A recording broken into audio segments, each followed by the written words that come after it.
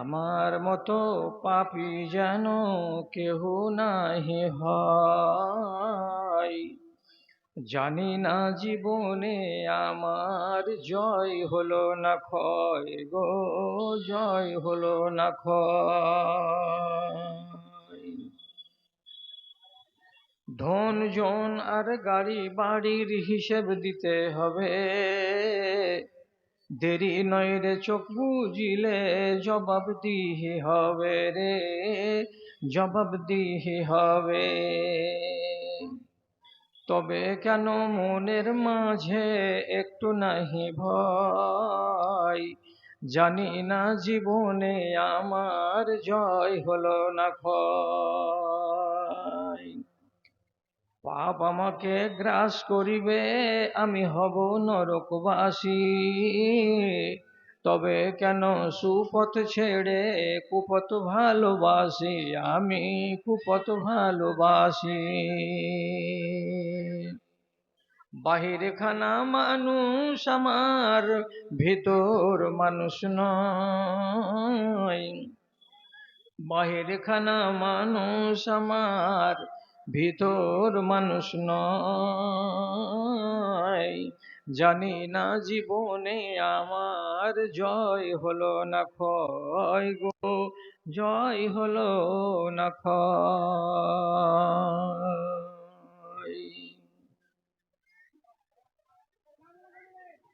মাননীয় মুসলিম সমাজ, আল্লাহ রাব্বুল আলামিনের শুকরগুজারি করছি এবং তার সংক্ষিপ্ত স্তুতিবাদ গাইছি যে অনেকদিন পরে আবার আপনাদের সামনাসামনি হয়ে কিছু কথা বলার আল্লাহ তাআলা সুযোগ দিয়েছেন। বড় আফসোসের কথা বলতে হচ্ছে যে মোবাইলের মারফতে, নেটের মারফতে, ফেসবুকের মারফতে কত প্রচার চালানো হচ্ছে যে যেখানে আলোচনার মজলিস হবে সেই জায়গাটার আশেপাশে যেন দোকানপাট না থাকে, তাহলে মানুষেরা একটু শৃঙ্খলার মধ্যে থেকে দুটো কথা শোনার সুযোগ পাবে। এখন ইসলামী জালসাটা হয়ে গেল উরুসের মেলা। উরুসের মেলা বুঝেন তো? যারা পীর মুরিদিকে বিশ্বাস করে তো ওদের ওই দিকে হয় কি উরুসের মেলা লাগে, এটা উরুসের মেলা। ওরা ওদের ধান্দা করবে আর সামনের দিকে লোকেরা নিজেদের ধান্দা করবে, আর যেটা মৌলভী সাহেব আসবে টেপ রেকর্ডের মতো ও বাজবে। এর কথাগুলো কেউ বুঝুক আর না বুঝুক, ভালো করে শুনুক অথবা না শুনুক, এগুলো দেখার দরকার নাই। মৌলভী সাহেব, তোমার বাজবার কাম তুমি বাজো, তোমার কথা বলার কাম তুমি কথা বলো। আমরা যারা মন হবে শুনবো, আর আমাদের যাদের মন হবে না আমরা শুনবো না। ওকেই ছটপটি লাগবে, আপনি রাখেন না, আসছেও তো। এই বিশৃঙ্খলার মধ্যে কথা বলতে বড্ড অসুবিধা হয়। দেখেন আপনারা এখানে কতটি লোক আছেন, আঙুলে যদি গুনি তাহলে 2 থেকে 250 বা 300 জন লোক আপনারা হবেন, অথচ এর থেকে 10 গুণ থেকে 12 গুণ লোক বাইরে ঘোরাফেরা করছেন। তো আধা ঘন্টার জন্য তো আসতে হবে, 1 ঘন্টার জন্য তো এখানে এসে বসতে হবে। তো এমন মানসিকতাটা বিপন্ন হয়েছে এই জাতির যে এগুলো দুঃখের কথা কাউকে বলার নয়। তো যাক, আমরা তো ভাঙা ক্যাসেট, এই চাওয়ালা, এই চাওয়ালা, এটাকে বিদায় করে তো গা। এই শালা খাসলত কেন এত খারাপ হয়ে গেল? বাইরে দোকানদারি করতে করতে মানুষের ঘাড়ের উপরে দোকানদারি করতে চলে আসছো। হায়া শরমকে যেমন বেচে খেয়ে নেই, তেমনি হায়া শরমকে সব বেচে খেয়ে নিয়েছে একবারে।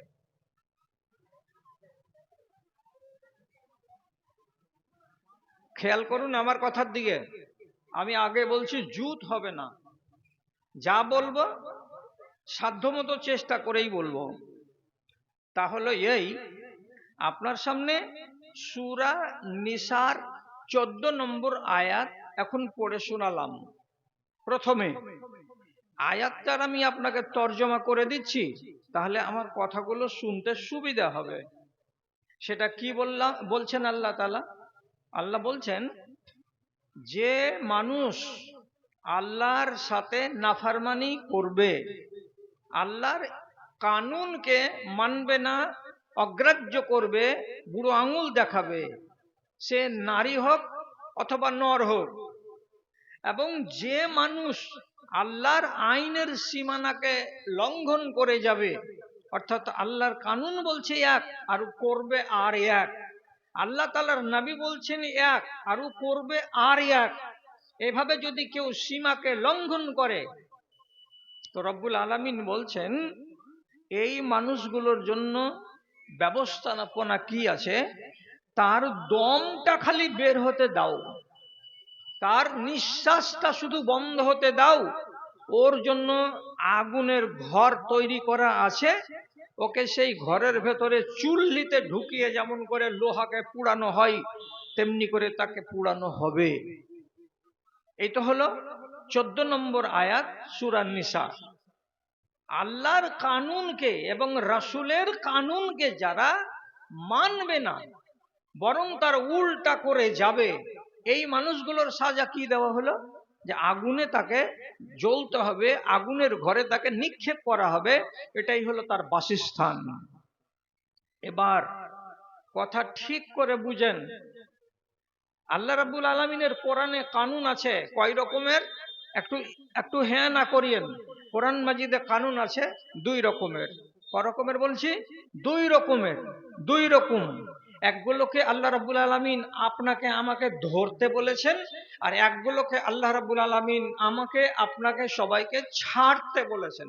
এটা ছাড়ো, আর একগুলোকে বলা হলো ধরো। ধরার নাম হলো আদেশ, আর ছাড়ার নাম হলো নিষেধ। তাহলে দুটো কানুন কোরআন মাজিদে আছে। তাড়াতাড়ি করে খুব চটপট বুঝার জন্য আপনাকে বলছি, যেমন আপনি ধরবেন, যেমন আপনি করবেন। কি কি করবেন? নামাজ পড়ো, রোজা রাখো, হজ করো, সত্য কথা বলো, হালাল রুজি খাও, মাতা পিতার সেবা করো, পর্দানাসীন জীবনগত করো, এটি করো। এগুলো করতে বলা হলো।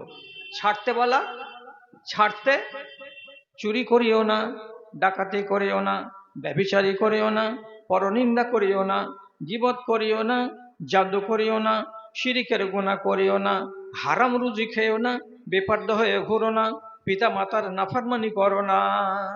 এলেন না। তাহলে আপনি যদি নাকে হ্যাঁ করেন তো আল্লাহর আইনকে অমান্য করা হলো না হলো না? আপনি যদি হ্যাঁকে না করেন তাহলে আল্লাহর কানুনকে বুড়ো আঙুল দেখানো হলো না হলো না? যেটা আল্লাহ রসুল বলছেন, আপনি সেই রকম না করে তার যদি উল্টা করেন, তাহলে আপনার মতো আর জালিম কে আছে? আর আপনার মতো জালিমকে যদি আযাব না দেওয়া হবে, তার কাকে আযাব দেওয়া হবে? এবার আপনি বলেন, আমি আপনার মুখ থেকে শুনতে চাই যে আমাদের দেশের জুমা মসজিদে সারা বছরে কতটি জুমার খুতবা হয় বাপজানেরা, ভাইজানেরা? 52টা। সারা বছরে জুমার খুতবা কয়টা হয়? 52টা জুমার খুতবা হয়। মুলি সাহেব দাঁড়ালো, 8 ঘন্টা বয়ান হবে। আজকের জুমাতে কিসের বয়ান? সুদের বয়ান। পরের জুমাতে কি হবে? ব্যভিচারের বয়ান। তারপরের জুমাতে কি হলো? মদের বয়ান। তারপরের জুমাতে কি হলো? পিতা মাতার সম্বন্ধে বয়ান। তারপরের জুমাতে কি হলো? পর্দা সম্বন্ধে বয়ান। তারপরের জুমাতে কি হলো? হালাল খাওয়ার উপরে বয়ান। তারপরের জুমাতে কি হলো? হারাম থেকে বেঁচে থাকার বয়ান। তাহলে 52টা জুমার খুতবা আপনি সারা বছরে শুনলেন, তো কিছু আপনার বাকি থেকে গেল জানতে কি? আর বাকি থাকছে আমাদের? থাকে না। কি শিখেছি? চুরি হারাম, ডাকাতি হারাম, ব্যভিচার হারাম, মদ খাওয়া হারাম, নামাজ পড়তে হবে, রোজা রাখতে হবে, হজ করতে হবে, যাকাত দিতে হবে, পর্দা করতে হবে, এগুলো তো জেনেছি। এবার তাকান নিজের জিন্দেগির দিকে, কি তাকাবেন?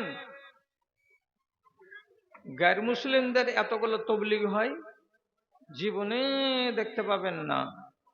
হিন্দু সম্প্রদায়কে এইরকম করে সামনে বসিয়ে নিয়ে তাদের যারা ঠাকুর হয় তারা এরকম কি ওয়াজ করে? 2 ঘন্টা 3 ঘন্টা 4 ঘন্টা করে ওয়াজ করে কি? হয় না। অষ্টপ্রহর হয়, 24 প্রহর হয়, 72 ঘন্টার প্রহর হয়, তাতে কি করে? একই কথা, হরে কৃষ্ণ কৃষ্ণ কৃষ্ণ হরে হরে, হরে রাম রাম রাম হরে হরে। আর কিছু আছে এর থেকে বেশি? নাই। 72 ঘন্টা চললো একই কথা। আপনাকে কি বলে কোনোদিন এই মদ খায় না, যদি তুমি মদ খাও তাহলে তোমাকে পুড়াইতে আমরা শ্মশানে নিয়ে যাব না? কেউ বলে? বলে না। ওর কি নমাজ আছে? নমাজের কথা বলে না। এই তুমি চুরি করিও না, চুরি যদি করো তাহলে তোমাকে সমাজ থেকে বয়কট করে দেব। এরকম কোনো সিস্টেম তাদের আছে? নাই।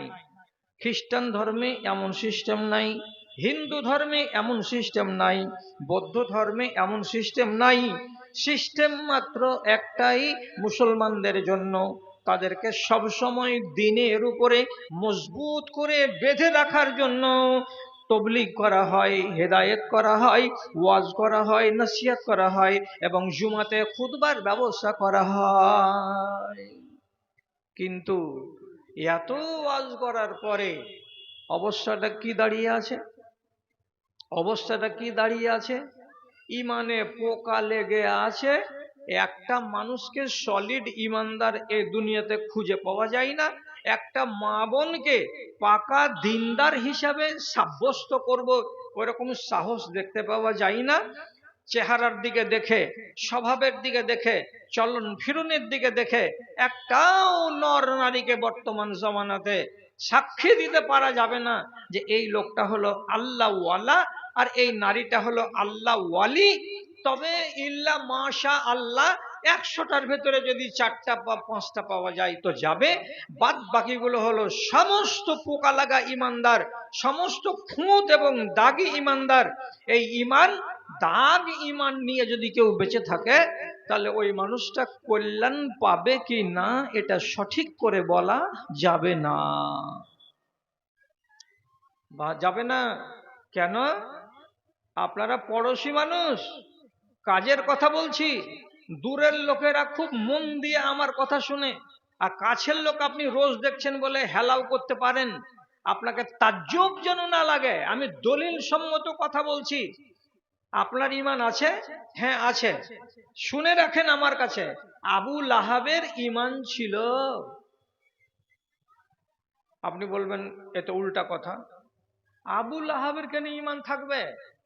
আমি বলছি ইমান ছিল, অল্প ইমান ছিল, একটু ইমান ছিল।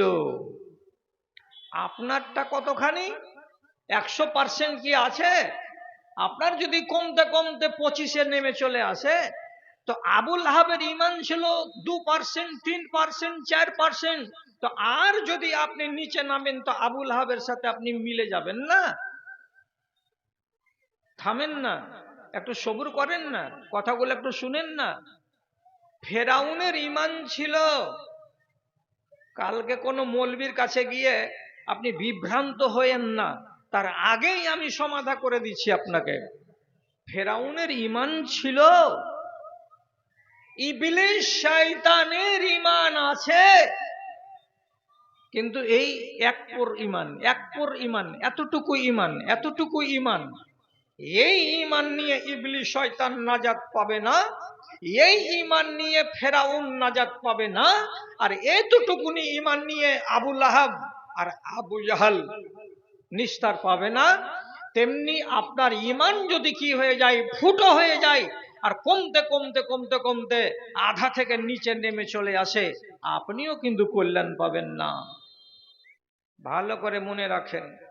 আপনি বলবেন ওদের ইমান কেমন করে আছে, এই কথাটা তো আমাদেরকে বুড়িয়ে গেলাম, আমরা তো জীবনে শুনিনি, কোনো মাওলানা বলেনি যে ওদের ইমান আছে। আপনি শুনেন, আপনাকে বলছি, ভালো করে খেয়াল করেন কথার দিকে। ইবলিস শয়তান আল্লাহকে না আদমকে সিজদা দিল না। তো আল্লাহ তাআলা বললেন, কেন সিজদা দিলি না? তোকে যে আমি বললাম যে আদমকে একটা সিজদা দিয়ে দে, তো দিলি না কেন? তো ও কি বলেছিল? ও বলছে যেটা কথা, ভালো করে শুনেন কথার দিকে। আনা খায়রুম মিনহু খালাকতানি মিন নারিন ওয়া খালাকতাহু মিন তিন। আমি আদম থেকে ভালো। কেন ভালো? তুমি ওকে সৃষ্টি করেছো মাটি থেকে, আর আমাকে সৃষ্টি করেছো আগুন থেকে। তাহলে আদমকে তৈরি করেছে, সৃষ্টি করেছে কে? আল্লাহ। আর ইবলিসকে সৃষ্টি করেছে কে? তো আল্লাহ। এটাকে আরবিতে বলা হয় খালেক। খালেক মানে সৃষ্টিকর্তা। তো আল্লাহ রাব্বুল আলামিনকে যদি একটা মানুষ খালেক বলে মানে, তাহলে এই লোকটার একটা ইমানের দানা তার অন্তরে আছে, যে সে অন্য কাউকে খালেক বলে না। কাকে বলে খালেক? তো আল্লাহ রাব্বুল আলামিন হলেন খালেক। এটা হলো ইমানের অংশ। আপনি এবার একটু আমাকে সাড়া দেন, ইবলিস শয়তান স্বীকার করলো কিনা যে আল্লাহ তুমি আমার খালেক আর আদমের তুমি খালেক? তো খালেক বলে যখন ইবলিস মেনে নিয়েছে, তো তার একানা ইমান আছে না নাই? আছে তো। এই ইমানে কল্যাণ পাবে না। আরো বলছি, আরো বলছি, কথার মূল্য দিয়েন। আল্লাহর ওয়াস্তে আপনারা আমার ভাই বাপতুল্য লোক। বদরের যুদ্ধের দিন মুসলমান ছিল ৩১৩টা আর কাফের ছিল ১০০০টা। ইবলিস শয়তান একটা মানুষের আকৃতি নিয়ে মুশরিকদের দলের এক প্রান্তে, এক কোণাতে দাঁড়িয়ে মুশরিকদেরকে শাব্বাশি দিয়ে বলছে, আসো আজকে তোমাদের জয় হবে, মুসলমান সব মিসমার হয়ে যাবে, পয়মাল হয়ে যাবে। আজকে তো তোমাদের দিন, আজকে তো তোমাদের জয় জয়কার। এদেরকে গুড়িয়ে দিতে হবে, এদেরকে মাটিতে মিশিয়ে দিতে হবে। বাহ, তোমরা চলে এসো বীর পুরুষের মতো করে। তো শাব্বাশি দিচ্ছে ইবলিস শয়তান কাকে? মুশরিকদের মিলিটারিদেরকে। এদিকে আল্লাহ রাব্বুল আলামিনের নবী একটা ছোট্ট পাহাড়ের টিলার উপরে বাবুরের গাছের তলায় একটা চাদর টাঙানো ছিল। সেই চাদরের তলে আধা রোদ আধা ছায়াতে দাঁড়িয়ে আল্লাহ তাআলার কাছে দোয়া করে বলছেন। কি বলছেন? আল্লাহুম্মা ইন তাহলেক হাযিহিল ইসাবাতু লান তুবাদ ফিল আরজে আবাদা।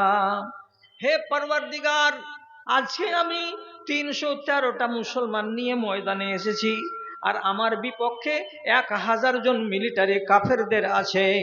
আজকে যদি আমরা হেরে যাই, মদিনার মসজিদে আজান পড়বে না। আজকে যদি আমরা হেরে যাই, তাহলে মদিনার মসজিদে নামাজ হবে না, তোমার কোরআনের তেলাওয়াত বন্ধ হয়ে যাবে, তোমার দিন শেষ হয়ে যাবে।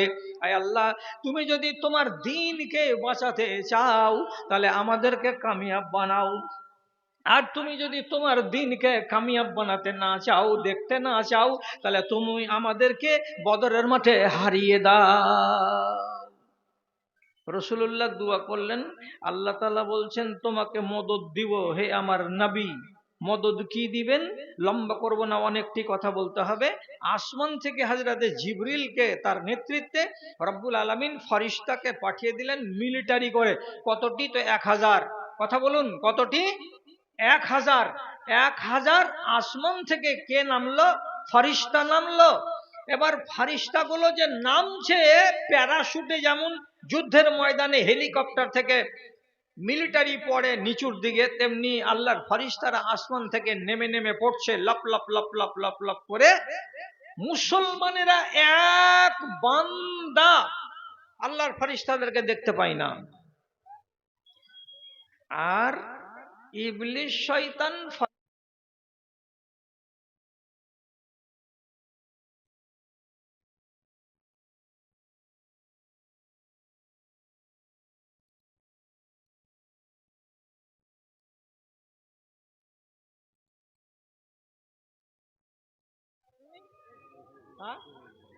হাজি এলা কি করেছেন জি, কহেন তো জি। আল্লাহ। হ্যাঁ, এবার শুনেন কথা, হাঙ্গামার মধ্যে মধ্যেই কাজ হাসিল হয়ে যাবে। তো ইবলিশ তো চিনে ফেরেশতাদেরকে। আসমান থেকে সাদা কাপড় পরে পরে যখন নামতে শুরু করেছে, তখন ইবলিশ শয়তান লুকিয়ে লুকিয়ে তলপি তলপা গুটিয়ে ওখান থেকে পালাতে শুরু করেছে। এখানে আমার থাকা হবে না। ও যখন চলে যাচ্ছে ময়দান ছেড়ে, তখন মুশরিকদের মিলিটারিরা ওকে ডেকে বলছে, হাগো ভাই, আপনার সাহসে আমরা কত সাহস পাচ্ছিলাম, আর আপনি যে এখন এখান থেকে চলে যাচ্ছেন পালিয়ে, তো ব্যাপারটা কি? ব্যাপারটা কি? ইবলিশ কি বলছে? কি বলছে কথাটা দেখেন, কোরআন মাজিদে আল্লাহ তাআলা নিজে বলছেন, ইন্নী আরা মালা তারাউনা। ও সাথীরা, আমার দুই চোখ দিয়ে আমি যা দেখতে পাই, তোমরা সাধারণ মানুষ তা দেখতে পাও না। তার মানে কি? আমি দেখতে পাচ্ছি আসমান থেকে মিলিটারি নাজিল হয়ে গেল। তোমাদের মতো মক্কার মুশরিকদের লিডার গুলো আজকে তোমরা মুসলমানদেরকে পারবে না, তোমাদেরকে গুঁড়ো করে রেখে দেবে এরা।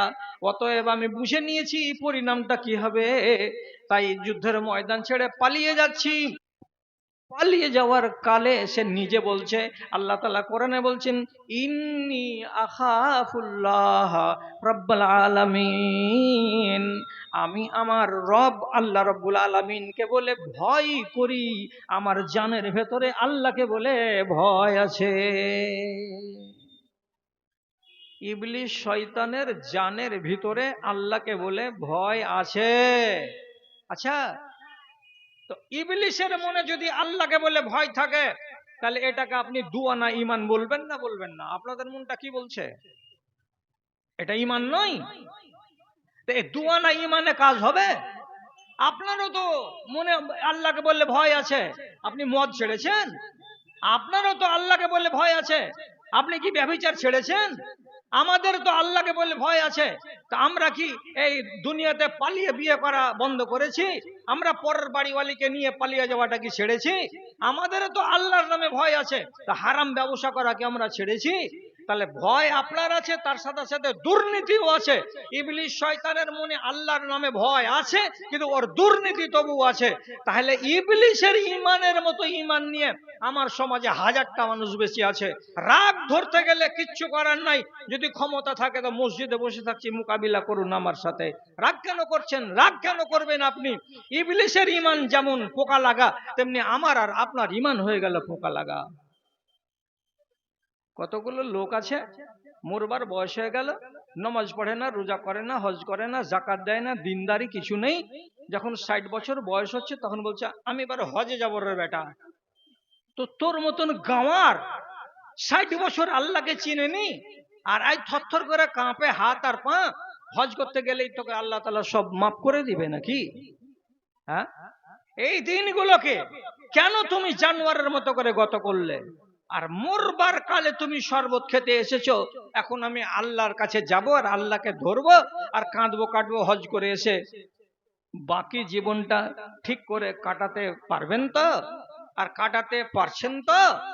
মরবার কালে যদি ভালো হতে চেষ্টা করেন আর সারা জীবন দাগদার হয়ে কেটে যায়, কল্যাণ হবে না। কেন হবে না? আমি আগে বলেছি, গোড়াতেই বলেছি, ফেরাউনেরও এক আনা দুআনা ঈমান ছিল, ঈমান আছে, নাজাত পাইনি, আপনিও পাবেন না। ফেরাউন চিরকাল বলল আমি আল্লাহ, আমি রব। সারা মিশরের লোক তোমরা আমাকে আল্লাহ বলে মানো। সারা মিশরের লোক ওকে আল্লাহ বলে মানলো। এবার নীল নদী পার করে মুসা নবী 12,000 ইসরাইলিকে ওর জুলুম থেকে বাঁচার জন্য ওই পারে নিয়ে যখন চলে গেলেন, ফেরাউন তাড়া করব বলে তার মিলিটারিদেরকে নিয়ে মুসা নবীকে ধাওয়া করছে, পিছনে পিছনে চলে যাচ্ছে। নীল নদীতে গিয়ে যদি দেখছে তো 12টা রাস্তা, 12টা রাস্তা। তখন ফেরাউন বলছে, রে আমার সেনাবাহিনীরা, তোরা যে বলিস যে ফেরাউন আল্লাহ নয়, দেখ নীল নদীতে আমার রাজত্ব চলছে, আমি আসছি আমার বাহিনীদেরকে নিয়ে, তার জন্য নীল নদী আমার জন্য রাস্তা বানিয়ে রেখেছে 12টা। ঠিক আছে, নেমে দেখ। আল্লাহ তাআলা বলছেন তুই নেমে দেখ, তোর খাতিরে রাস্তা বানানো হয়েছে না অন্য কার জন্য বানিয়েছি রাস্তা? আমি তোর বাবার রাস্তা দিয়ে তুই একবার নেমে চলে দেখ, তোকে আমি কেমন মজাটা দেখিয়ে দিচ্ছি। যেমন নীল নদীতে মিলিটারি নিয়ে নামলো, আল্লাহ তাআলা কোরআনে বলছেন ফাগরাকনাহু ওয়া জুনুদাহু, ফেরাউনকেও ডুবালাম এবং ওর যতটি মিলিটারি ছিল, সৈন্য সামন্ত ছিল, সবকে ডুবালাম। যখন ডুবতে শুরু করলো ফেরাউন, কতটা সাঁতার দেবে?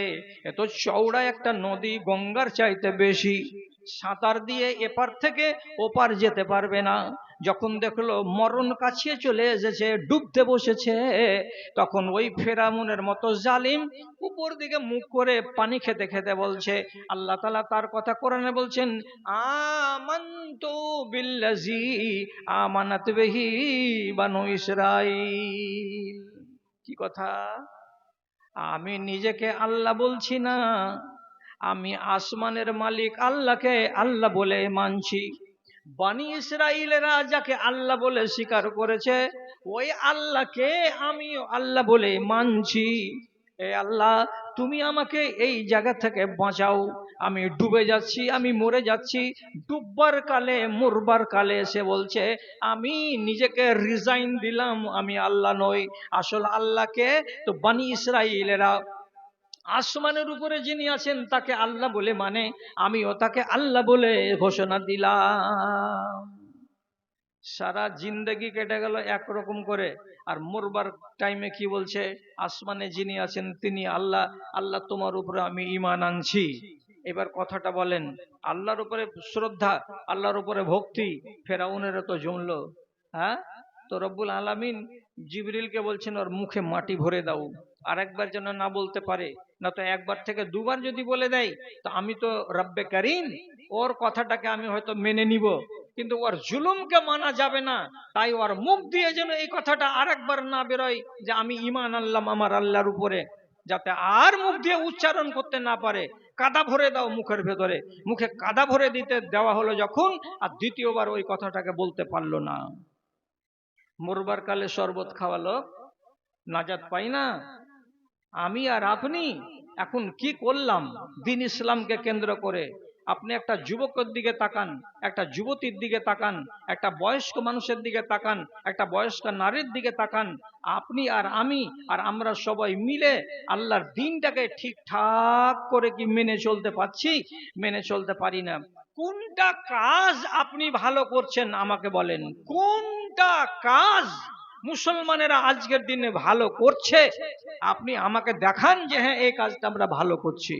মুসলমানদের কাজকে যদি দেখা যায়, তো 100টার ভেতরে 98টা কাজ হলো শরীয়তের উল্টা, আর 2টা কাজ হচ্ছে শরীয়ত মোতাবেক, তাছাড়া আর নয়। আপনি বিশ্বাস করবেন না করবেন না তা আমি জানি না, আমি আপনাকে সহি কথা বলছি।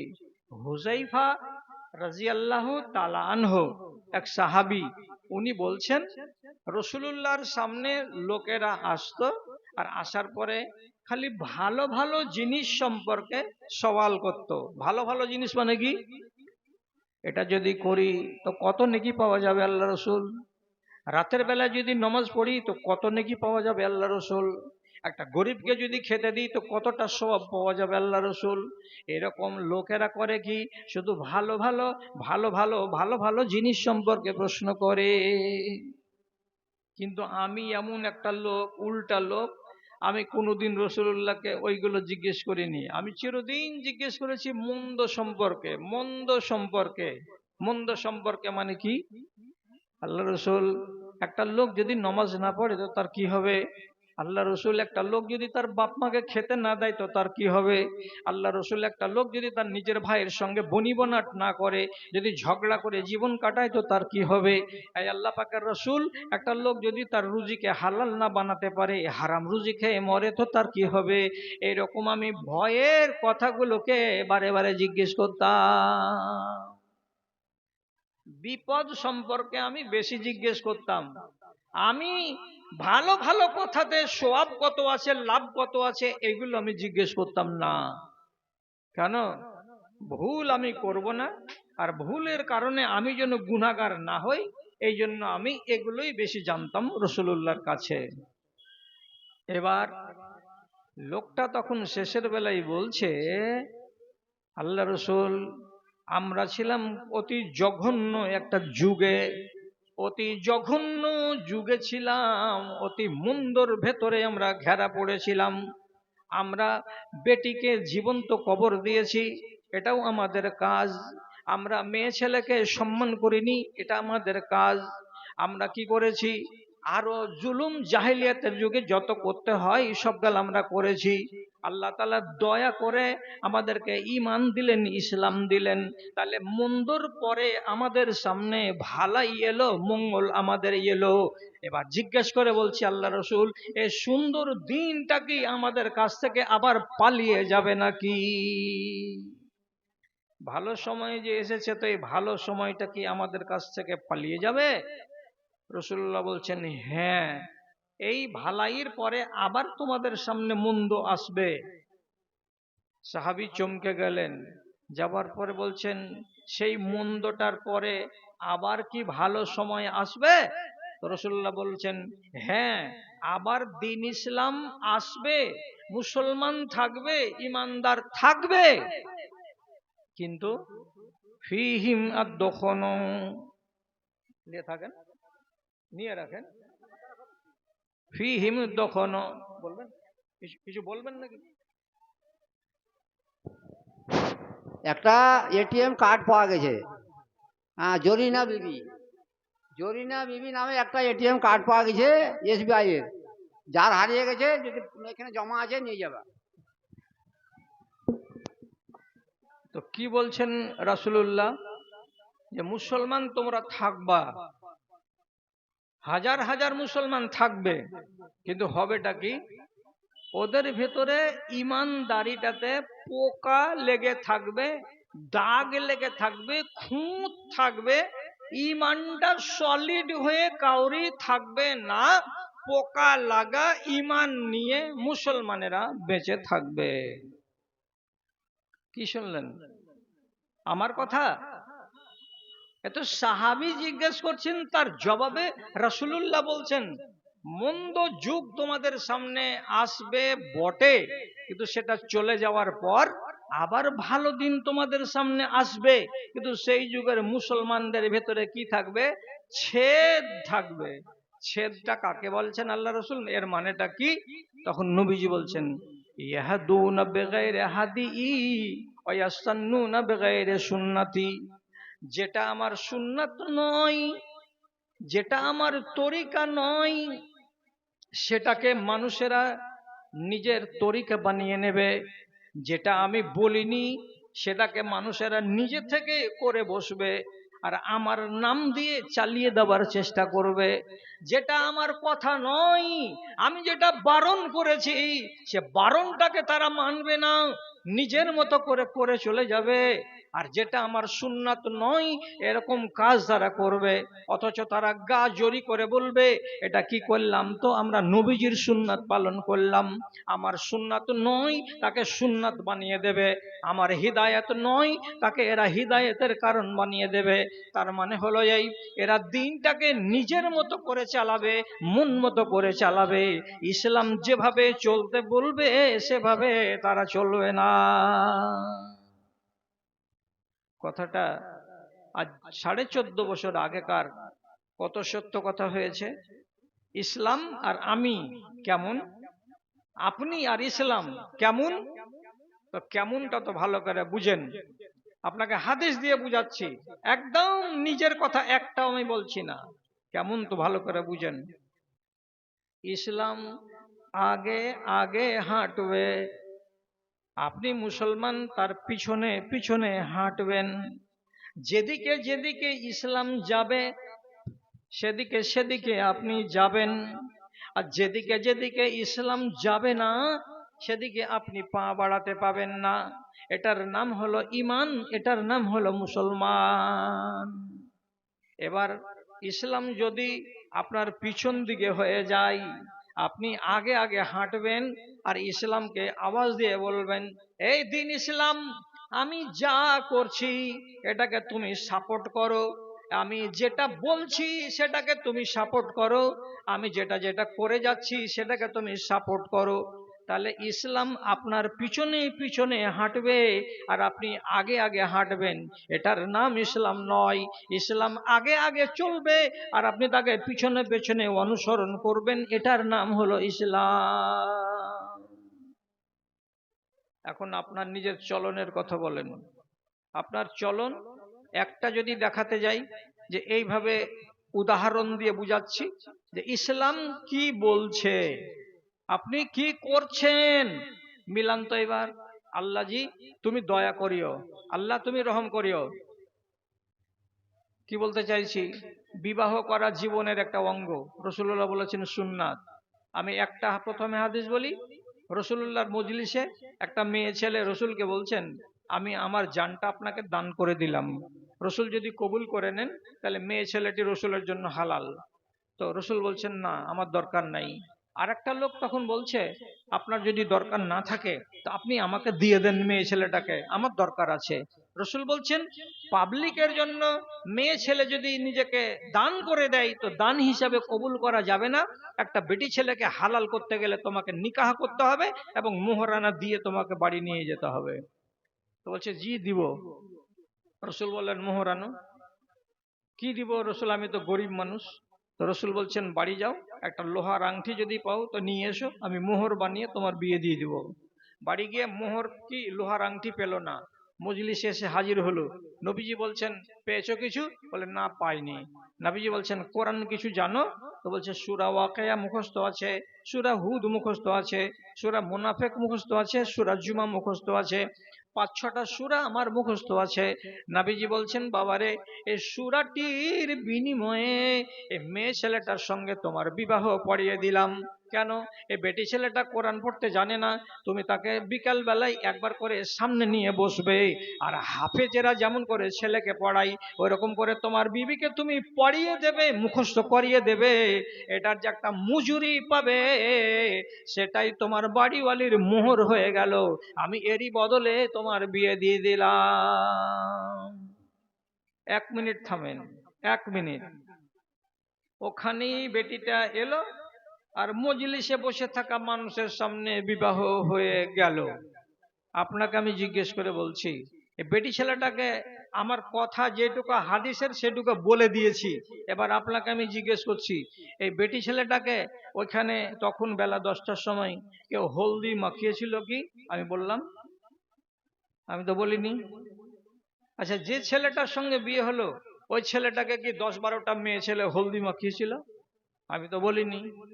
ওই ছেলেটা কি ওর বাপের গ্রাম থেকে 25টা লোককে নিয়ে এসে মসজিদের ভেতরে সেদিন বিয়ে করেছিল? আমি তো বলিনি। তাহলে এলো, কথা হলো, তার ভেতরে ভেতরে মসজিদে বিয়ে হয়ে গেল। থামেন, আর একটা হাদিস বলি। রাসূলুল্লাহ আলীকে বলছেন তুমি আমার চাচাতো ভাই আর তুমি আমার কাছের লোক, তুমি আমার বন্ধু, তোমাকে আরো কাছে করব। কেমন করে কাছে করবেন? বলছে আমার বেটি ফাতেমার তোমার সাথে বিয়ে লাগাবো, তুমি বিয়ে করবে না করবে না?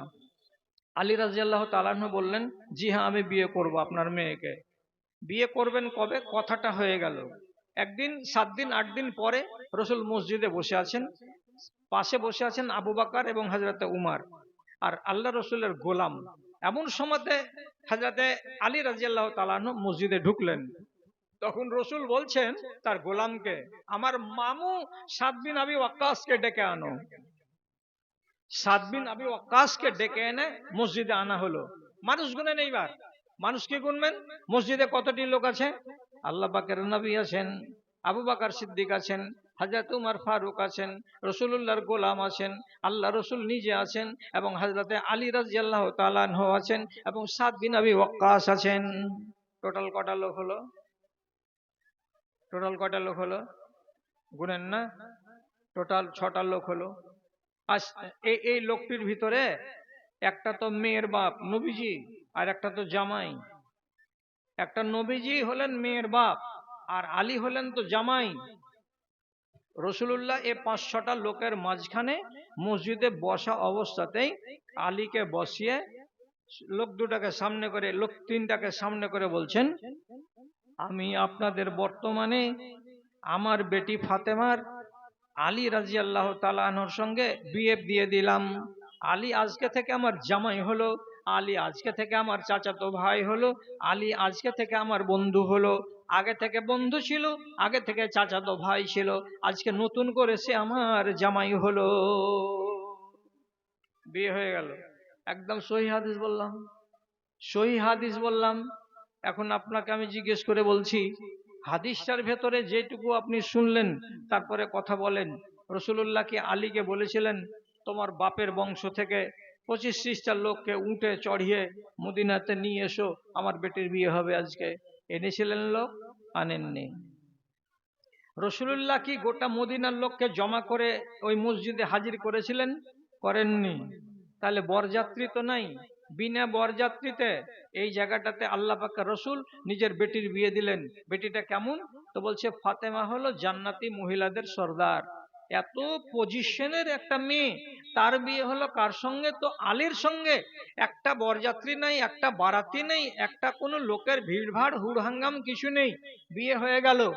এবার আপনি বলেন, নিজের হিসাবটা দেন, আপনার কি হিসাবটা হবে?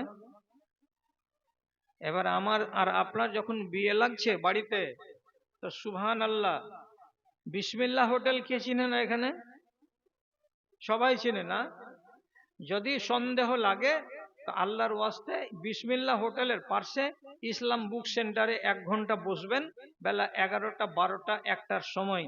তো দেখতে পাবেন হাতে 6টা 7টা করে 8টা করে ব্যাগ, নতুন নতুন ব্যাগ, কোম্পানির মার্কা লাগানো আছে, শাড়ি আছে, ব্লাউজ আছে, জুতা আছে, স্যান্ডেল আছে।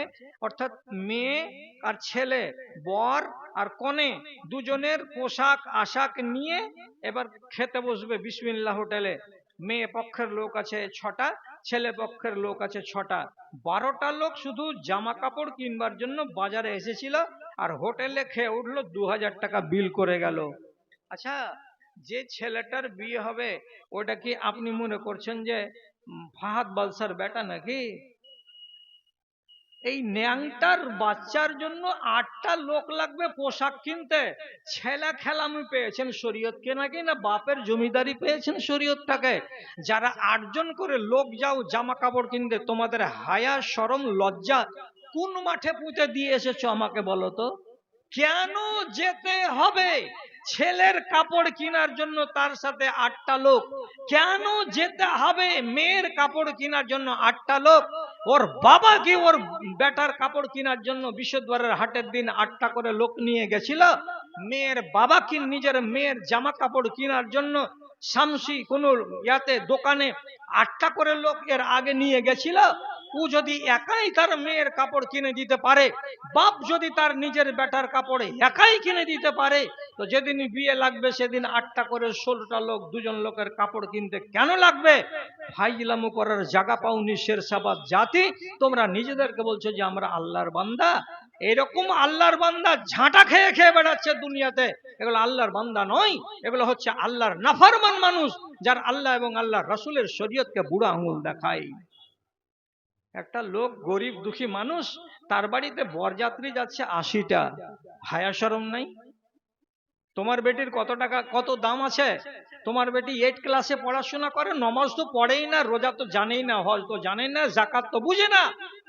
আর রাসূলুল্লাহর বেটি ফাতেমা জান্নাতি মহিলাদের সর্দার, একটা নয় দুটা নয়, কোটি কোটি মিলিয়ন মিলিয়ন মেয়ে ছেলের নেত্রী হবেন কে?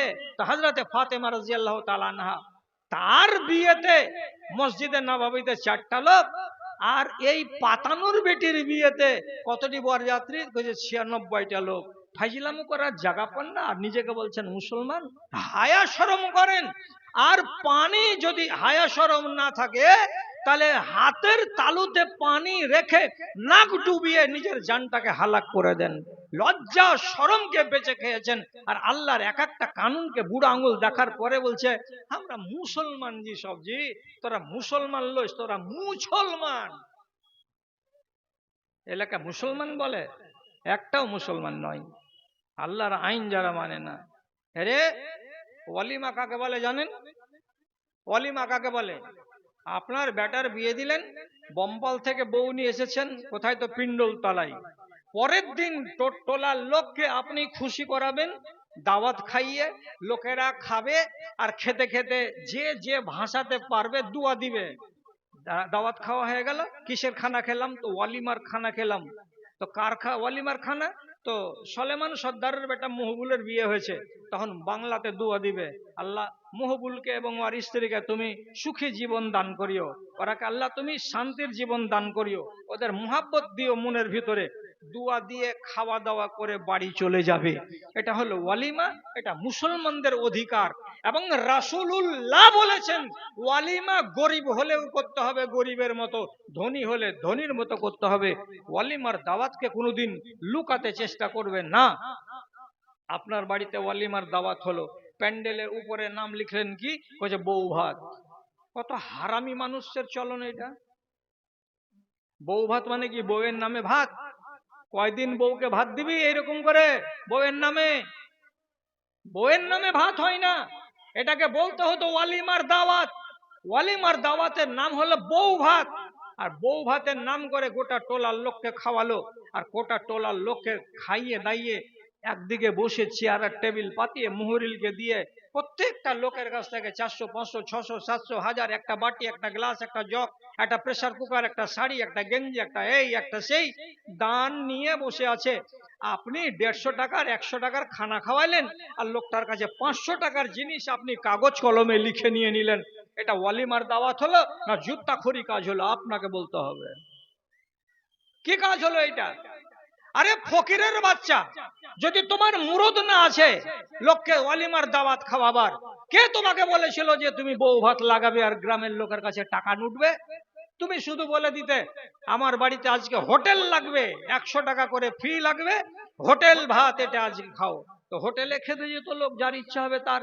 আগে আবার কার্ড দিলে, কার্ডে কি লেখা আছে? দাওয়াতনামা। দাওয়াতনামা মানে কি? আপনাকে নিমন্ত্রণ করলাম।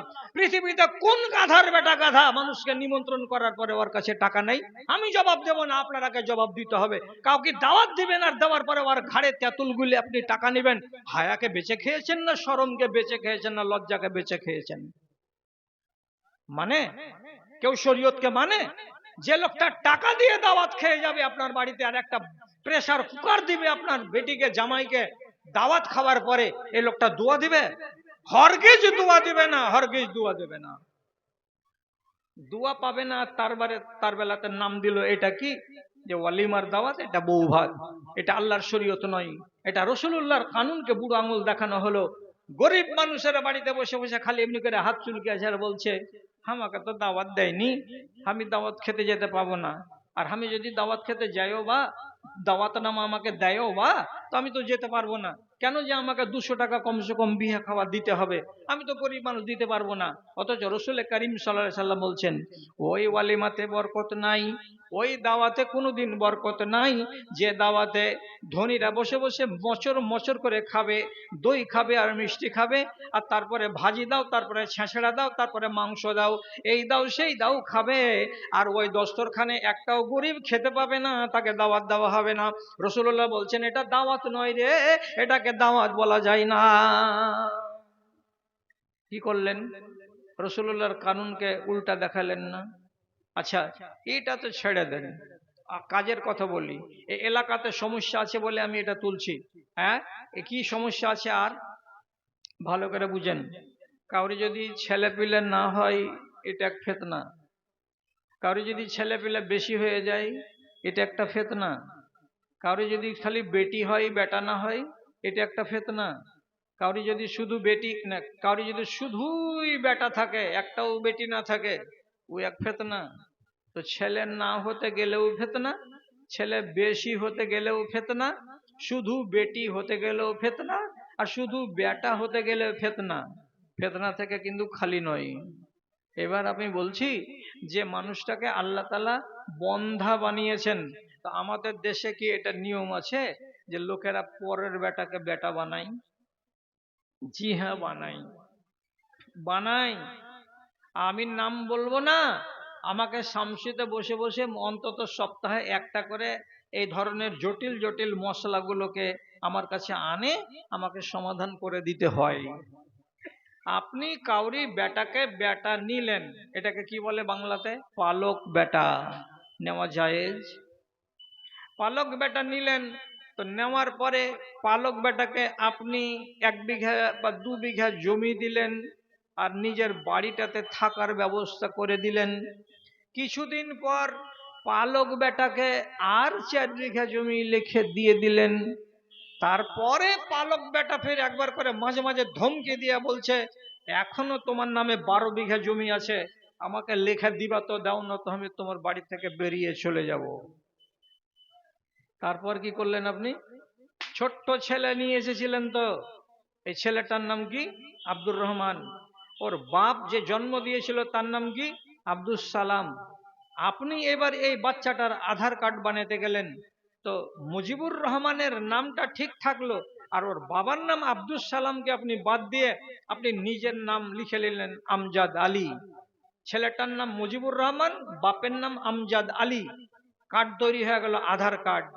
বাপের নাম আমজাদ আলী চড়ে গেল, আব্দুস সালাম কেটে গেল। কিছুদিন পরে 18 বছর বয়সে এর ভোটার কার্ড তৈরি হলো, বাপের নাম বাদ, এই কার্ড বাপের নাম চড়ে গেল। তারপরে এই ছেলেটার যেদিন বিয়ে লাগলো, মৌলভী সাহেব যখন বিয়ে পড়াতে বসেছে, তখন মুজিবুর রহমান বাবার নাম আব্দুস সালাম না বলে এই ছেলের নাম বলছে মুজিবুর রহমান।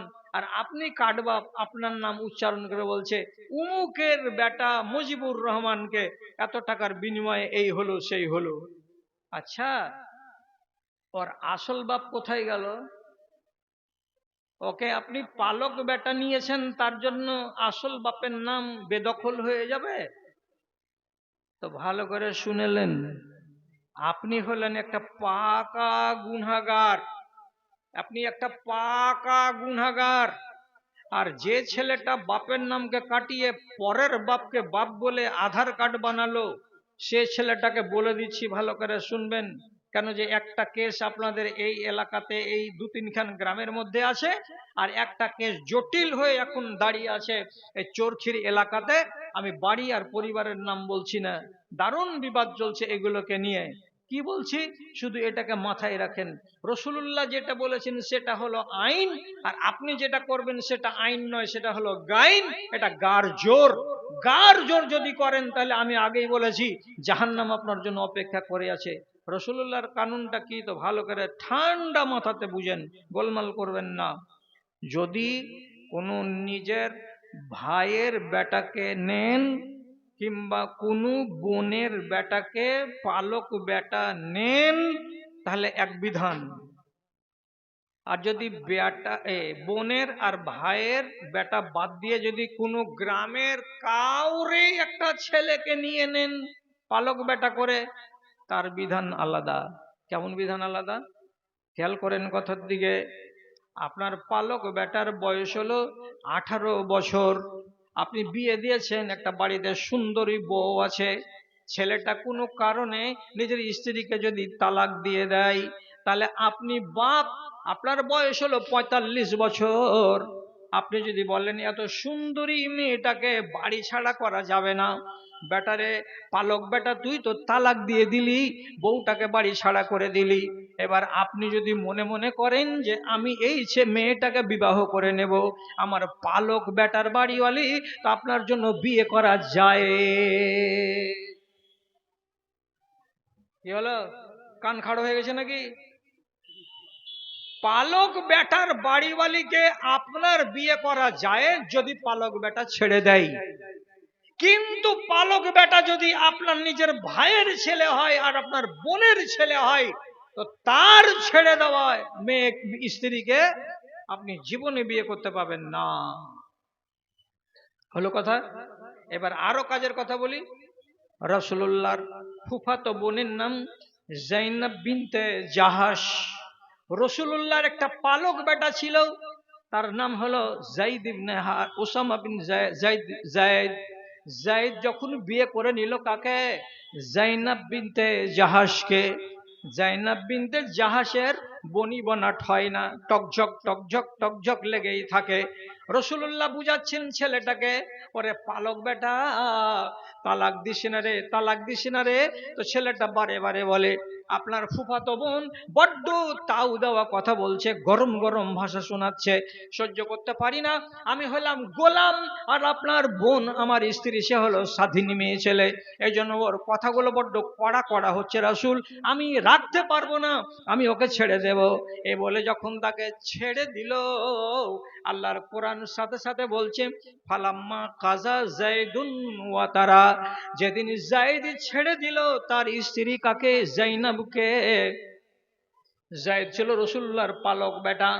যখন 90 দিন গত হলো, ইদ্যত পার হয়ে গেল, আল্লাহ রাব্বুল আলামিন আসমান থেকে আয়াত নাযিল করে বলছেন, হে আমার নবী, আপনার পালক বেটার বাড়িওয়ালি যায়নাবের সঙ্গে আমি আল্লাহ আসমানে বিয়ে পড়িয়ে দিয়েছি, আপনি ওকে বাড়িওয়ালি বলে কবুল করে নে।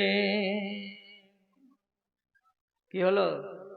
আপনি বেশি পণ্ডিত না রাসূলুল্লাহ বেশি পণ্ডিত? পালক বেটার স্ত্রীকে রাসূলুল্লাহ বিয়ে করে নিলেন, এ তো হালাল। এই ছেলেটা কার কোল থেকে আপনি নিয়ে এসেছেন, আর নিয়ে এসে 1 বিঘা জমি দিয়ে জি ভরল না, 2 বিঘা দিয়ে দিলেন, 2 বিঘা জমি দিয়ে জি ভরল না, 4 বিঘা দিয়ে দিলেন। আপনি কি বাপের জমিদারি পেয়েছেন নাকি? এই আল্লাহর আইনটাকে কেন দিচ্ছেন? পরের বেটাকে এতটা জমি কে দিতে বললো আপনাকে? ও যদি ওর বাপ মরে যায়, আসল বাপ, তো যেদিন ওর আসল বাপ মারা যাবে সেদিন বাপের মিরাস ওই ছেলেটা পাবে। 1 বিঘা পাক, 1.5 বিঘা পাক, 2 বিঘা পাক।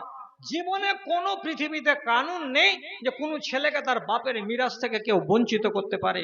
ওর ভাইয়েরা যদি বলে, তোকে যে উমুক লোকটার কাছে বাপু যে বেচে দিয়েছে, তুই যে উমুক লোকটাকে বাপ বানিয়ে রেখেছিস, 50 বার ওকে বাপ বানিয়ে রাখুক গা, এটা হলো মুখের বাপ, এটা কাজের বাপ নয়। আসল বাপের মিরাস থেকে তাকে বঞ্চিত করা যাবে না। আর আপনি পালক বেটাকে জমি জমা সব লিখে দিয়ে ফুর্তি আজড় করে দিলেন, দেওয়ার পরে বলছেন এবার আমি মরে যাব, আমার বেটা এ বাড়িখানে বাস করবে, আর জমি যতখানি ছিল ওকে আমি দিয়ে দিলাম। সাদা কাগজ যদি থাকে তাহলে লিখে আনেন, আমি আপনাকে লিখে দিচ্ছি। একবারে পাকা জাহান্নামী হয়ে কবরে গেলেন। কার জন্য? তো পরের বেটার জন্য। কে বললো আপনাকে সমস্ত মিরাস পরের বেটাকে লিখে দিতে? আপনি 2 বিঘা দেন, 1 বিঘা দেন, 1.5 বিঘা দেন, দেওয়ার পরে যেটা মিরাসের অংশ আছে সেটাকে রাখেন। আপনি বন্ধা তো? আপনি মরে গেলে আপনার মালে আপনার ভাইয়েরা মিরাস পেতে পারে, আপনি মরে গেলে আপনার মালের ভেতরে আপনার বোনেরা মিরাস পেতে পারে, আপনি মরে যেতে গেলে আপনার মা বাবা যদি জিন্দা থাকে তো তারা মিরাস পেতে পারে। আপনি ওই সমস্ত লোকের মিরাসকে হজম করে দিয়ে পালক বেটার পিছনে দৌড়াতে গেলেন, এটা হারাম। আল্লাহর কানুনকে এখানে কোনো মানুষ মানে না, মানে না, মানে না। আর একটা চলেন, এটা বলার পরে আমার টাইম শেষ হয়ে যাবে, তারপর আমি অন্য কাজ করব। আমাকে সব কথা খেয়াল আছে, কেন যে আমার মোট টাইম হচ্ছে, আমি 11টার সময় ছাড়বো। মোহর কত হয়েছিল? এই যে ভেজালের লোকটা আছে, একটা কথা জানতে চাইছে যে ফতেমার মোহর কতটি হয়েছিল। তো জানিয়ে দিই, 15 দিন পরে, এই কথাটা উল্টা ফেরত চলেন, ওই গোড়ার দিকে চলেন। হযরত ফাতেমার বিয়ে হলো 15 দিন পরে। 15 দিন পরে রসুলের কাছে আলী রাদিয়াল্লাহু তাআলা আনহু এসে বললেন, এবিনে বি ফাতেমা, রসুল আপনার বেটি ফাতেমাকে আমার সাথে বিদায় করে দেন, আমি বাড়ি নিয়ে যাব। তখন রসুল বললেন, যেদিন মসজিদে বিয়ে লাগে সেদিন মোহরের আলোচনা করিনি বাবা, তা আজকে মোহর দিয়ে তুমি আমার বেটিকে নিয়ে যাও। তখন হযরত আলী বললেন, 8 বছর বয়সে আপনি আমার বাপ আবু তালেবের কাছ থেকে নিয়ে নিয়েছেন, জামা কাপড়, লুঙ্গি, জুতা, ফিতা, পায়জামা যত যাহা লাগে আপনি দিয়েছেন। আজকে 21 বছর বয়সে আমি বিয়ে করলাম আপনার বেটি ফাতেমাকে, সুতরাং আজ পর্যন্ত তো আপনার আমি অন্যে পালিত হয়ে আসছি, আজকে বিয়ের দিন আপনি বলছেন মোহরানা দাও, আমার কাছে কোনো মোহরের টাকা পয়সা জমি জিরাত কিছুই নেই, আমি দিতে পারবো না। তখন সহি হাদিস আপনাকে বলছি, নবীজি বললেন, আতে নিহা আল হুতাইমিয়াতা, এই জামাই তোমার কাছে একটা জিনিস আছে, দামি জিনিস, সেটার নাম হলো কি বর্ম, সেটাকে বলা হয় জেরা। মিলিটারিরা গায়ে দিয়ে যুদ্ধের ময়দানে যায়, তার দিয়ে লোহা দিয়ে তৈরি করা হয়, ওটাকে বলে বর্ম। এই বর্মটার দাম হলো বাজারে 5 দিরহাম। তোমার একটা বর্ম আছে বাড়িতে, বর্মটা আনো, ওইটা আমি আমার বেটিকে দিব, আর দেওয়ার পরে বলবো, বেটি রে, আমার জামাই গরিব মানুষ, টাকা দিতে পারেনি, ধন দৌলত নাই, তোমাকে মোহরানাতে এই লোহার জেরাটা দিয়েছে, এটাকে বাজারে বিক্রি করলে 5 দিরহাম এর দাম হবে। হযরত আলী বাড়ি গেলেন, বাড়ি যাওয়ার পরে 3.5 কেজি ওজনের লোহার বর্মটাকে নিয়ে এসে নাবিজির হাতে তুলে দিলেন। নাবিজি বাড়ি গেলেন, যাওয়ার পরে আল্লাহতে ঝুলিয়ে দিলেন, দিয়ে বেটিকে বললেন, বেটি, এইটা হলো তোমার মোহরানা, এর দাম হলো 5 দিরহাম, বাজারে বিক্রি করলেও হবে, না করলেও হবে, থাক বাড়ির ভেতরে, দরকার হলে তুমি জামাই বাবুকে একদিন তুলে দিবে হাতে, যাও যুদ্ধের ময়দানে যাও। তাহলে মোহর কতটি দিয়েছিলেন হযরত আলী রাদিয়াল্লাহু তাআলা আনহু? সেই যুগে চাঁদের টাকা দিয়েছিলেন 5টা। হলো? এবার কাজের কথাতে আসেন। আমি কয়েন। আসসালামু আলাইকুম। এটা 6 বছরের মেয়ে হারিয়ে গেছে, যদি কারো চোখে পড়ে কান্নাকাটা করে তো স্টেজে জমা দেন। 6 বছরের মেয়ে এটা হারিয়ে গেছে, যদি কারো নজরে পড়ে তো আপনারা স্টেজে জমা করে দেন এটাকে। আচ্ছা আচ্ছা, এবার আর একটা মশলা বলে দিই, আর দেওয়ার পরে আমি আমার অন্য কাজ করি। আপনি গোড়াতে একটা রাগের জ্বালাতে কি কথা বলেছিলাম, যে মুসলমানেরা একটু বুক বাজিয়ে আমাকে বলুক যে কয়টা ওরা ঠিক কাজ করে আর কয়টা বেঠিক কাজ করে। আর আমি এখানে বসে বসে গুনিয়ে দিতে পারবো যে মুসলমানেরা 100টা কাজের ভেতরে 90টা ভুল কাজ করে, 10টা ঠিক কাজ করে। এদের ইমান সবারই পোকা লাগা। যতটি মেয়ে আছে, যতটি ছেলে আছে, আমাদের হালাত সবারই এই। এবার কাজের কথাতে আসেন, যেটা শেষ কথা বলছি, ভালো করে শুনেন, আমার দিকে খেয়াল করেন। রোজ রোজ এই মজলিসগুলো হবে না। আর আগামী দিনে যদি আপনারা মজলিস করবেন তো খবরদার রাস্তার কিনারাতে মজলিস করবেন না। আর যদি গায়ে বল থাকে দোকানকে আটকাবার, তাহলে পরে জালসা করবেন। আর না হলে একই দিনে মেলা আর একই দিনে জালসা, এ দুটা জিনিস একসাথে চলার নয়, এগুলো সহ্য করার নয়, এগুলো একেবারে সহ্য হয় না। আমার ক্ষমতা চলে না যে আমি কিছু করি, না হলে আমার মনের ভিতরে বলছে যে একখানা এত বড় মগর হাতে করে যদি আমার ক্ষমতা চলতো, তাহলে আমি এখান থেকে এক একজনকে বেড়াতে শুরু করতাম, যতটি দোকানদার ছিল একটা করে মুগর মারতাম, আর তারপরে মুগর মারতাম যতটি ফকির ফাঁকারা বসে আছে, এক একটা ফকিরের দাঁড়িতে আমি একটা করে মুগরের বাড়ি মারতাম। হারাম খোরেরা, তোদের কামাই করার জন্য 12 মাস পড়ে আছে, আর জালসার দিনও তুমি গড়াগড়ি করে ইনকাম করতে এসেছো। তোরা ধান্দা করবি তো আমরা কেন ধান্দা করব না? সব মানুষের একটা মানসিকতা হয়ে গেছে, যার যার দোকান যেমন যেমন আছে সে দোকান নিয়ে এখানে করে হাজির হয়েছে। ছেলেরা ওয়াজ শুনতে পায় না, মেয়েরা ওয়াজ শুনতে পায় না, আর বেশিরভাগ লোক বলছে ওয়াজ ফের কে শুনবে জি মুলি সাহেব, নেটে সব পাওয়া যাচ্ছে।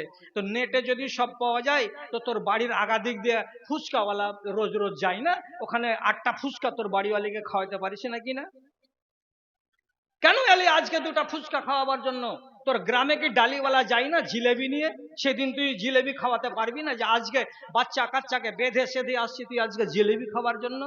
তো আসল কথা হলো এই জাতিকে হায়া নেই, এই জাতি হয়ে গেছে বেহায়া নির্লজ্জ, এদের ইমান পড়ে গেছে তলানিতে। একটাও কেউ আল্লাহ এবং আল্লাহ রসুলের কানুনকে মানতে রাজি নয়। আমরা গলা ফাটিয়ে বলে বলে বুড়িয়ে মরে যাওয়ার টাইম চলে আসলো, শুধরাতে পারলাম না। যেটা শেষ কথা বলছি, ভালো করে শুনেন এই কথাটা। কি, একটা ছেলে তার স্ত্রীকে যদি বলে আমি তোমাকে স্ত্রী করে রাখবো না, তাহলে তালাক দিতে হবে। একটা মেয়ে ছেলে যদি বলে তোমার ভাত খাবো না, তাহলে মেয়ে ছেলেটিকে খোলা করে নিতে হবে। স্ত্রী যদি বিবাহকে নষ্ট করে, তার পাওয়ারের নাম হলো খোলা, ও পারবে ভাঙতে। পুরুষ যদি বিবাহকে নষ্ট করে তো তার আইনের নাম হলো তালাক, ওকে কেউ রুখতে পারবে না, ইচ্ছা করলে সে ভেঙে দিতে পারবে। পুরুষ যদি তালাক দেয় স্ত্রীকে, তাহলে 90 দিন স্ত্রী হয়েই থাকবে, আর মাঝখানে ইচ্ছা করলে স্ত্রীকে ফিরিয়ে বাড়ি নিয়ে আসতে পারবে, দুজন লোককে সাক্ষী করে। আর স্ত্রী যদি নিজের স্বামীকে কি করে বাদ দেয় তো তাকে বলা হয় খোলা। খোলা যদি করতে হয় তাহলে নিজের মোহর স্বামীকে ফিরিয়ে দেওয়ার পরে খোলা করতে হয়। খোলা করে নিতে গেলে ওই বেটি ছেলেটাকে আর ঘুরিয়ে পাওয়া যাবে না। যদি ঘুরিয়ে নেওয়ার ইচ্ছা থাকে, নতুন করে বিবাহ করে তাকে বাড়ি নিয়ে আসতে হবে। মশলা শিখা হলো। এবার কাজের কথা শুনুন, সেটা হলো এই, রসুলুল্লাহর সাহাবীরা হাওয়াজেনের যুদ্ধের দিন অনেক মেয়ে ছেলে দুশমনদের মাল হিসাবে ভাগ পেল। এর ভাগে একটা, এর ভাগে একটা, এর ভাগে একটা, কার ভাগে পড়েছে 50 বছরের মেয়ে ছেলে, কার ভাগে পড়েছে 40 বছরের মেয়ে ছেলে, কার ভাগে পড়েছে 20 বছরের মেয়ে ছেলে। এগুলো হলো লন্ডি, এগুলো যুদ্ধের মাঠে পাওয়া, ভাগ হয়ে গেল। এবার এই লন্ডিটার সঙ্গে আপনার উঠা বসা, সহবাস করা, রাত্রি যাপন করা জায়েজ, কিন্তু কিন্তু কথাটাকে ভালো করে মাথায় রাখেন, ওই মেয়েটি দুশমনের মেয়ে ছিল, দুশমনের বাড়িওয়ালি ছিল, তার পেটের ভেতরে যদি বাচ্চা থাকে তাহলে ওই মেয়ে ছেলেটির সঙ্গে মেলামেশা করা যাবে না যতদিন বাচ্চা ভূমিষ্ঠ না হয়ে যায়। এক, তো মেয়েটার পেটে বাচ্চা আছে কি না তুমি তো আজকে ভাগে পেয়েছো, কি করে তুমি বলবে যে পেটে বাচ্চা আছে না নাই? মেয়েটা কেমন করে বলতে পারবে যে আমার পেটে বাচ্চা আছে না নাই? তার জন্য রসুল কানুন কি বললেন, যেদিন তুমি ভাগে পেয়েছো সেদিন থেকে নিয়ে ওই মেয়ে ছেলেটার দিকে লক্ষ্য করে থাকো আর দেখো তার মাসিক হয় কি হয় না। যদি 14 দিনের মাথায়, 15 দিনের মাথায়, 20 দিনের মাথায় তার মাসিক হয়ে যায়, তাহলে জানতে হবে মেয়েটার পেটে বাচ্চা নাই, তাহলে ওই মেয়েটার সঙ্গে তোমার মেলামেশা করা জায়েজ আছে। আর যদি বাচ্চা থাকে তো মাসিক হবে না, মাসিক বন্ধ হয়ে যাবে, তাহলে ওই মেয়ে ছেলেটার সঙ্গে তোমার মেলামেশা করা জায়েজ নয়। কানুনটা কি, কেন জায়েজ নয়? তো এবার আসল হাদিস বলছি। আপনারা কিছু বুজুর্গ লোক আছেন, হয়তো আমাকে বকবেন, এগুলা কেন তুমি বলছো? আমি তো হাদিস বলছি, আমি তো বাপের কথা বলি না। কিছু মেয়ে ছেলে যদি ক্লেম করে যে এগুলা কেন বলছো, তো আমি তো বলবো রাসূলুল্লাহর কথা বলছি, আমার তো নিজের কথা বলি না। কথাটা কেন নিষেধ হলো? আল্লাহ পাকে নাই বলছেন, লা ইয়াহিল্লু লিইমরিন ইউমিনু বিল্লাহি ওয়াল ইয়াউমিল আখির আন ইয়াসকিয়া মাহু যারা গায়রিহি। কোন একজন লোক মুসলমান যে আল্লাহকে মানে এবং রাসূলকে বিশ্বাস করে, আল্লাহকে বিশ্বাস করে আর কিয়ামতকে বিশ্বাস করে, আখিরাতকে বিশ্বাস করে, সেই মানুষটা যেন পরের জমিতে সেচ দিতে না যায়, সে মানুষটা যেন পরের জমিতে পানি দিতে না যায়। বাবা, ইশারার কথা আছে, এটা আমি খুলতে পারবো না, খুলতে পারবো না। এই স্ত্রী লোকটাকে আল্লাহ তাআলা কোরআনে বলেছেন জমি, আর এই জমিটা হলো কার? তো পরের। পরের জমিতে আপনি বীজ ফেলতে পাবেন না, পরের জমিতে আপনি সেচ দিতে পাবেন না। এর মানে ইশারাতে ইশারাতে বুঝে নেন যে ওই মেয়ে ছেলেটার সঙ্গে মেলামেশা করা যাবে না। আপনার শরীর থেকে নির্গত হওয়া বীর্য ওই নারীর যোনির ভিতরে দেওয়া যাবে না, এটা হারাম। কেন? যে জমিটা কার? তো অন্য লোকের। ফসল বুনা আছে জমিতে, ফসলটা কি? বাচ্চা। অতএব পরের জমিতে তুমি সেচ দিতে যাও না, তোমার জন্য হারাম। এবার আপনাকে যেটা কাজের কথা বলছি সেটা হলো এই, আমাদের দেশে আল্লাহ তুমি দয়া করো, আল্লাহ তুমি রহম করো, আমাদের উপরে না হলে সব জাত চলে গেল। একটা পিণ্ডল তলার দু ছেলের মা হঠাৎ করে একটা ফেরিওয়ালার সঙ্গে পালিয়ে গেল, নাই বাড়িতে। আপনি বলবেন পিণ্ডলতলা বলিও না জুমনি সাহেব, অন্য গ্রাম বলো। তো শামসি, তো কোনটা গ্রাম বাদ আছে আপনি আমাকে দেন একটা গ্রামের নাম, আমি জোরের সঙ্গে বলতে পারি। আন্ধারু আর বমপাড় আর পাতলাটলা আর জবেদপুর আর আড়লপুর আর মালুপাড়া আর চাঁদমুনি, যে কোনো গ্রাম থেকে বিহাদারি বেটি ছেলে অন্য বেটা ছেলের সঙ্গে পালিয়ে গেছে, একটা নয়, দুটা নয়, শত শত এবং হাজার হাজার পালিয়ে গেছে। ছেলের মা পালিয়ে গেল, যে কাজীকে ধরলো। বেলা 10টার সময় কাজী সাহেব নিকাহকে ভঙ্গ করে দিল, খোলা নামা তৈরি করে দিল। আর 2 ঘন্টা পরে যে ছেলেটা নিয়ে পালালছে ওর সঙ্গে বিয়ে পড়িয়ে দিল। এবার নতুন বউকে সাথে করে নিয়ে ছেলেটা বাড়ি চলে গেল। আল্লাহর কসম খেয়ে বলছি, ছেলেটা হলো লানতি আর মেয়েটা হলো লানতি। কেন? কোনো একটা মেয়ে ছেলে তার স্বামীর কাছ থেকে যতক্ষণ তালাক না নিবে অথবা খোলা না করবে ততক্ষণ পর্যন্ত অন্য কোনো পুরুষের জন্য হালাল নয়। তালাক দিলে কয়দিন? 90 দিন। আর খোলা করলে কয়দিন? 1 মাস। এইটা পার হবে, তারপরে মেয়েটাকে বিবাহ করা যাবে। তো রাত্রিবেলায় ছিল কার কাছে? তো পিণ্ডলতলার এক যুবকের কাছে। এবার এর কাছে থেকে স্বামী স্ত্রী জীবন কাটালো। আর একদিন বাদ দিয়ে দ্বিতীয় দিন তৃতীয় দিন আরেকটা ছেলের সঙ্গে বিয়ে করে ওর সঙ্গে শারীরিক সম্পর্ক কায়েম করলো। ছেলেটা এ রমণীর সঙ্গে সহবাস করলো, পরের জমিতে সেচ দিতে গেল। এটা হলো লানতের কাজ। কেন? মেয়ে ছেলেটি এখনো তার স্বামীর জন্য হালাল হয়ে আছে, এখনো হারাম হয়নি। কেন হারাম হয়নি? কেন হারাম হয়নি? তার স্বামী যদি তাকে তালাক দেয় 90 দিন তার বাড়িওয়ালি থাকবে। আর তুমি তো খোলা করনি, খোলার কথা তো স্বামীকে বলনি। আর স্বামীকে তোমার মোহরানা ফেরত করার পরে তুমি তো স্বামীর কাছ থেকে ছাড়ান চাওনি। তো না জানিয়ে, না বলে, মোহর ফেরত না দিয়ে রাতারাতি মন মতো পালিয়ে গেলে একজনের সঙ্গে আর তাকে বিয়ে করে নিলে, এটা বিয়ে হবে না, এটা নাজায়েজ। আর যতদিন তুমি তার কাছে থাকবে ততদিন লানত লানত লানত লানত তোমার উপরে হবে। একটা হচ্ছে, দুটা হচ্ছে, কতগুলো হচ্ছে কি? 2 ছেলের মা 1 মাস থাকার পরে ঘুরে বাপের বাড়ি চলে আসছে। আসার পরে তখন খালি ফুসুর ফুসুর করছে, লাইন ফোনে ফোনে কথা বলে বলছে আমি আমার আজ্ঞার স্বামীর কাছে চলে যাব। ও যদি হাঁকে গছে তো আমি চলে যাব। আজ্ঞার স্বামীকে বলছে তুমি কি ওকে গছবে? তো একেও আল্লাহ রাব্বুল আলামিন এমন পেশাব খাকা মুসলমান করেছে, যেমন ওর বাড়িওয়ালি হলো মুদ খাওয়া মুসলমান, তেমনি ওর স্বামীটাও হলো পিসাব খাকা মুসলমান। আরে তোর কপালে জুতা মেরে দিয়ে তোর বাড়িওয়ালি চলে গেল, আর একজনের সঙ্গে তালাক নিল না, খোলাও করলো না। 1 মাস থেকে ওর গৃহস্থালীকে আবাদ করে দিয়ে আর ওর ঘরের ভেতরে শুয়ে থাকা ওর ছাপ্পের খাটে থেকে ওর নিজের জমিতে সেচ দিয়ে নিয়ে ফের আবার তোকে এসে বলছে যে আমার স্বামী যদি ঘুরিয়ে নেয় তো আমি চলে যাব। তো হায়া নাই। আর যে লোকটা বলছে যদি চলে আসে আর মুলবি মৌলানারা যদি কহে যে ঘুরিয়ে লওয়া যাবে তো আমি ঘুরিয়ে নিয়ে নিব।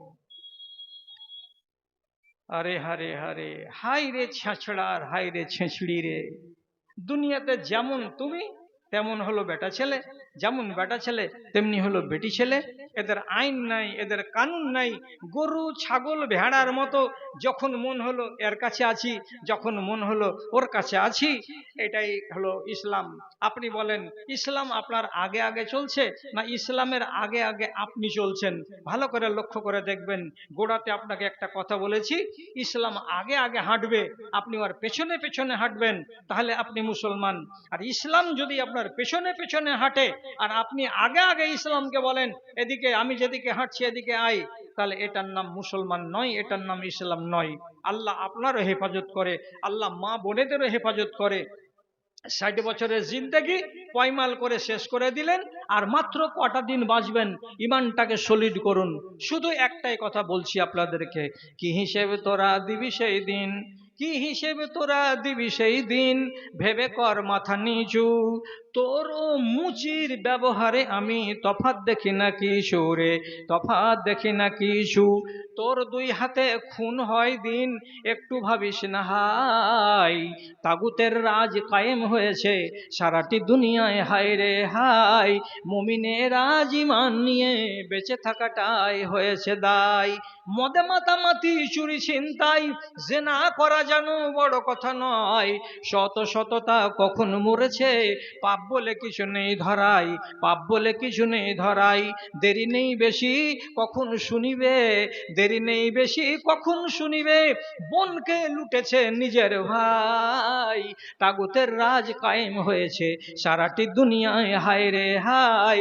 মুমিনের রাজ ইমান নিয়ে বেঁচে থাকাটাই হয়েছে দায়। আল্লাহ আমার সমাজের তুমি হেফাজত করিও, আমাদের মতো পোকা লাগা মুসলমানগুলোকে তুমি সুরক্ষা দান করো, আমাদের ইমানগুলোকে সলিড করো। শেষ বেলাতে আপনাকে একটা কথা বলি, এটা হলো মসজিদের জালসা। মসজিদে মুসাল্লিদের জায়গা মিলছে না, বিশেষ করে রমজান মাসে মেয়েরা উপরতলায় নমাজ পড়বে, তার জন্য একটা ব্যবস্থা দেওয়া হবে বলে এই কমিটি দ্বিতল মসজিদ নির্মাণের উদ্দেশ্য নিয়ে আজকের জালসাটা অনুষ্ঠিত করেছেন। তাড়াতাড়ি করে আমার ভাইয়েরা এখানে যারা আছেন তারা তারা জলদি জলদি তাড়াতাড়ি করে আমাকে 10 বস্তা সিমেন্ট একটা একটা করে লেখান। এটা আমার ভাই ইমদাদুল, গ্রাম পঞ্চায়েত সদস্য, উনি 5,000 টাকা দান করেছেন, একটা বড় দান হলো। আর হাজি ইব্রাহিম বাঁধাকুড়ি থেকে এসে উনি দিয়েছেন 700